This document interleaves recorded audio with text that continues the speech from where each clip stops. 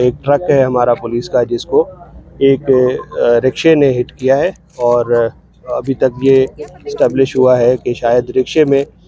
या तो एक्सप्लोसिव है या उसके अंदर कोई सुसाइड बॉम्बर था, क्योंकि एक सुसाइड बॉम्बर की डेड बॉडी जो है वो यहाँ से थोड़ी दूरी पे पड़ी हुई है। 20 से 25 किलोग्राम तो इसमें मिनिमम जो है वो हम जो देख रहे हैं जो क्राइम सीन को, कि जैसे ने ट्रक को टॉपल किया है तो वो प्रॉबली इतनी उसकी जो है वो क्वांटिटी होगी। 20 के लगभग एहलकार जो है वो ज़ख्मी हैं, जिनमें से 2 सीरियस हैं और बाकी जो है उनको चोटें जो है वो कम हैं।